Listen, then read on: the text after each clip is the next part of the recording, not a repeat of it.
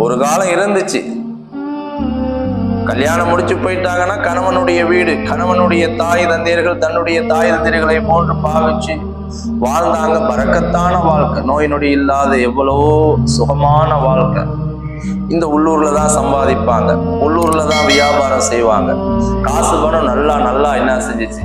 ஏன்னா அல்லாஹ் தஆலா மனுஷனுக்கு அடியானுக்கு வசியத்து செய்யறான். அந்த வசியத்தின் பிரகாரம் அடியான் நடந்தான். தன்னுடைய தாய் தந்தையர்களுக்கு கட்டுப்பட்டு அவர்களுக்கு உபகாரம் செய்து அவர்களோடு சேர்ந்து தன்னுடைய மனைவி பிள்ளைகளையும் வச்சு பாதுகாத்தான். அதனால அல்லாஹ் தஆலா ஹயாத்துல பரக்கத் செஞ்சான், நீண்ட நாள் வாழ்க்கையில பரக்கத் செஞ்சான். உள்ளூர்ல தான் வேலை பார்ப்பாரு, அவருடைய சம்பாத்தியத்துல அல்லாஹ் பரக்கத் செஞ்சான். அல்லது கொஞ்சமா தான் சம்பாதிப்பாரு, அதுல அல்லாஹ் தஆலா பரக்கத் செஞ்சான்.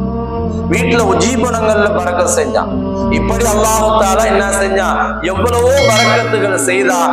ஏன்? அல்லாஹ்வுடைய சொல்லின் பிரகாரம் இவன் யாருக்கு கட்டுப்பட்டு வாழ்னா? தன்னுடைய தாய் தந்தையர்களுக்கு கட்டுப்பட்டு தன்னுடைய தாய் தந்தையர்களை தன்னோட சேர்த்து என்ன செஞ்சான்? வச்சு வாழ்ந்தான். அதனால அல்லாஹ் தஆலா பேர் உபகாரம் செய்தான்.